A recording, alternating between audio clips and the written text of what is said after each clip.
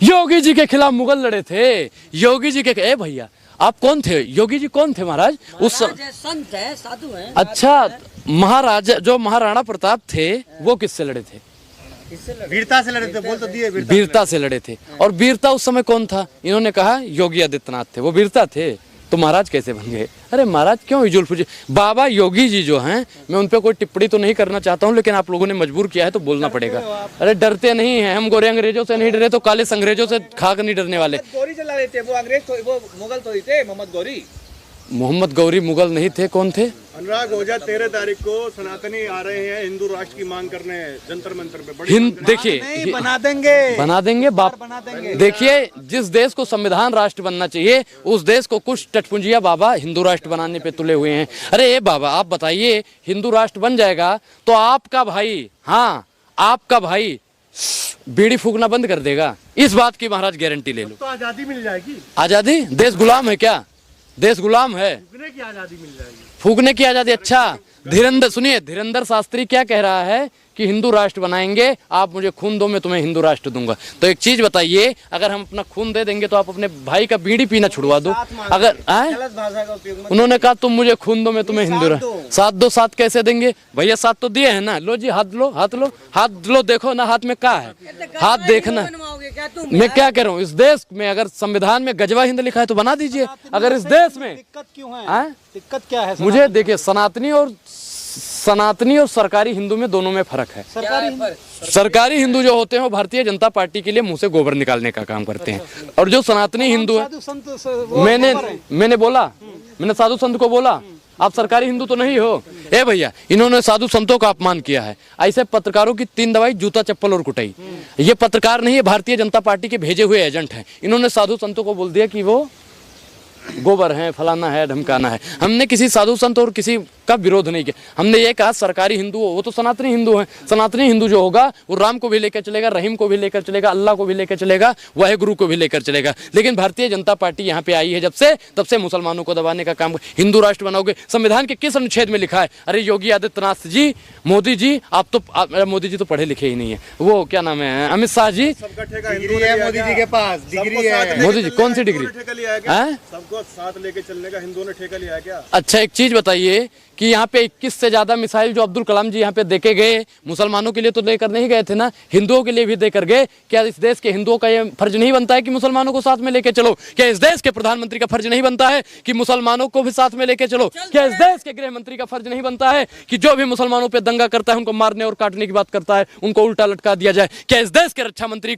का ये फर्ज नहीं बनता है कि इस देश के मुसलमानों की रक्षा की जाए? अरे मन की बात की तो बात मत करो। ए भैया जितने लोग देख रहे हो ना, अपने मेहरारू को सब लोग साथ में रखो, नहीं तो मन की बात भी रखने के लिए ना आपको रेडियो पे आना पड़ेगा। उर्दू में आ रही है, साथ लेके चलने का ही तो बात है ये। हमने क्या कहा कि जितने भी दर्शक हमारे देख रहे हैं ना, अपने मेहरारू को साथ में लेके चलो, नहीं तो मन की बात भी रखने के लिए आप लोगों को रेडियो का सहारा लेना पड़ेगा। एक साथ नहीं चल रहे, कह तो रहे कि टोपी वाला भी जय श्री राम मिल। हमने क्या कहा, जब ऐसा ही करना था तो राम मंदिर की क्या जरूरत तुम लोगों को पड़ गई थी? शांत रहिए, शांत रहिए। इन्होंने राम, सुनिए हम चाहते हैं, हम पूरा भाईचारा चाहते हैं, हम भाईचारा। क्या दिक्कत है?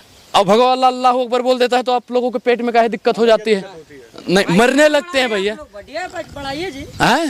भाईचारा बढ़ना चाहिए ना। लेकिन भारतीय जनता पार्टी जो की सरकार जो है और उनके नफरती चिंटू जो है, आरएसएस वाले हैं, जो बजरंग दल वाले हैं, वो कभी नहीं चाहते हैं कि इस देश में अमन फैले। माननीय प्रधानमंत्री जी कहते हैं कि इस्लाम का मतलब होता है अमन, इस्लाम का मतलब होता है भाईचारा, इस्लाम का मतलब होता है प्यार। और लेकिन उनके द्वारा जो उनके तथकथित बयान दिए जाते हैं उनके एजेंटों के द्वारा, आपको याद होगा कि माननीय प्रधानमंत्री ने जैसे ही बताया कि इस्लाम का मतलब अमन होता है, वो कनमा ऐसे करने वाला वो आ जाता है, कहता है कि इस्लाम नमाज पढ़ो 5 वक्त की, कुछ भी करो। अरे भैया कहाँ पे कुरान में लिखा हुआ है ऐसी बात? यहाँ पे कई, सुनिए शांत रहिए, अरे उस लाला हरामदेव की बात मत करिए। यहाँ पे कई मुसलमान पत्रकार भाई भी खड़े हुए हैं, आप लोगों ने कुरान भी पढ़ी होगी, हदीस भी पढ़ी होगी, उसमें कहाँ किस पेज में लिखा हुआ है कि कुरान पढ़ने के बाद और हदीस पढ़ने के बाद और नमाज पढ़ने के बाद कुछ भी करो, ये आज़ादी अल्लाह दे देता है? कहीं नहीं लिखा है। अरे एक चीज बताइए कि राम भी कहता है और अल्लाह भी कहता है, वाहेगुरु भी कहता है कि कितना भी पाप कर लो, कितना भी गलत काम कर लो, अगर भगवान से माफी मांगोगे तो माफ कर देगा। वो चाहे अल्लाह हो, हो, चाहे राम हो, चाहे वाहेगुरु हो, चाहे बाइबल,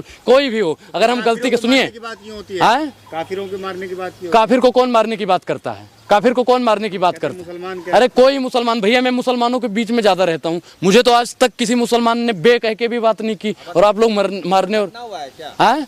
नहीं, मेरा कोई खतना नहीं हुआ, मैं सनातनी हिंदू हूँ और मैं इस्लाम को और सनातन को दोनों को साथ लेके चलता हूँ, तो खतना कराने की कोई जरूरत ही नहीं। जो भाईचारों को लेकर चलता है, मुसलमान है आप क्या?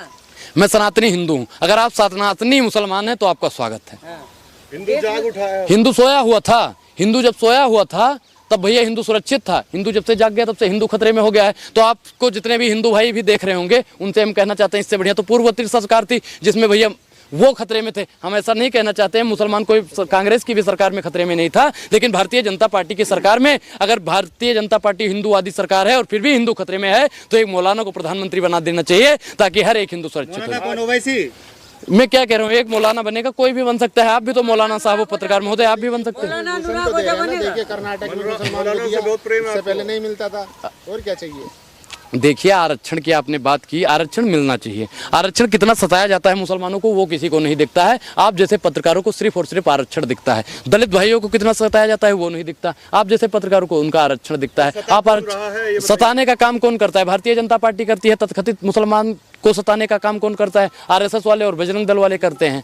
तो हम मोदी जी से कहना चाहते हैं, मोदी जी अब बहुत हो गया, मोदी जी अब और नहीं आघात करो। और जितने भी मुसलमान भाई हमें सुन रहे होंगे, उनसे कहना चाहता हूँ 24 में मोदी जी जो भाषा समझ सके वो भाषा में बात करें। मोदी जी का धन्यवाद कीजिए। मोदी जी मुझे हिंदू राष्ट्र के शांत रहिए, सब बोल लो, सब बोल लो, ऐसा करो। मैं अब आप बोल लो। हम कह रहे हैं हाँ, धन्यवाद बोलो। कीजिए मोदी जी का, आप सांस ले रहे हैं, आप देखिए आप बोल चुके ना, आपको भी बोलना है, बोलना है और किसी को।